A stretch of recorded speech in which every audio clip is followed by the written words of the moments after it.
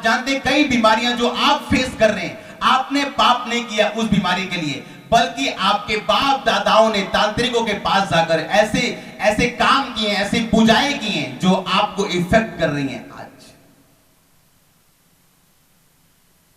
ऐसी लड़कियां आप देखेंगे, उनकी नानी की लाइफ में मैरिज प्रॉब्लम रही, सेटल होना प्रॉब्लम रही, उनकी मम्मी सेटल होना प्रॉब्लम रही।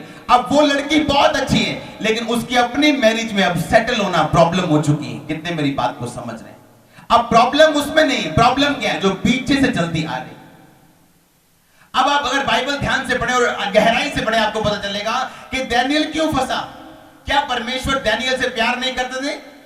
तो क्यों फंसा दिया उसको? क्यों परमेश्वर ने उन लोगों को बेबीलोन के वश में कर दिया? बाइबल बताती इसलिए क्योंकि पुराने समय में हिजकिय्याह राजा ने एक गलती की थी, और परमेश्वर ने, आप जानते क्यों ऐसा किया? परमेश्वर ने उसको यह बताया हिजकिय्याह को अपने दास यशायाह नबी के द्वारा कि तूने उन पे भरोसा क्यों रखा। क्या तुझे मुझ पे भरोसा नहीं था कि चाहे वो देश सुपर पावर है, पर मैं सुपर पावर का सुपर पावर हूं, मैं आजाद करने की ताकत को रखता हूं। कितने मेरी बात को आप समझ रहे हैं? परमेश्वर के कहने का मतलब यह था कि चाहे वो देश सुपर पावर है, पर तेरी ताकत वो सुपर पावर नहीं है। तेरी ताकत मैं और मेरा आत्मा है। आमीन।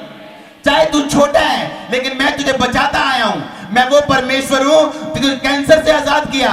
क्या जो परमेश्वर असंभव कैंसर को हटा सकता है, क्या तुझे जिता नहीं सकता और आजाद नहीं कर सकता? आमीन। परमेश्वर इस बात से नाराज हो गया। श्रापित है वो मनुष्य जो मनुष्य पे भरोसा रखता है। आमीन। मैं आपको बार बार बताता हूं, बहुत से लोग मेरे पास आते हैं, ऐसी बहनें मेरे पास आती, मेरे पति को बचा लो, वो बदल गया है। कैसे बदल गया? जब मैरिज होनी थी बोलता था मैं चर्च में जाऊंगा, और चर्च आता भी था, लेकिन शादी होने के बाद वो चर्च नहीं आया। मैंने कहा मैरिज क्यों की थी? उसकी बात पे यकीन करके कर ली थी कि मैं चर्च जाऊंगा। मैंने कहा श्रापित है वो मनुष्य जो मनुष्य पे भरोसा रखता है। पहले उसने कहा था मैं जाऊंगा, अब बोलता है नहीं जाऊंगा। अब क्या कर लोगे?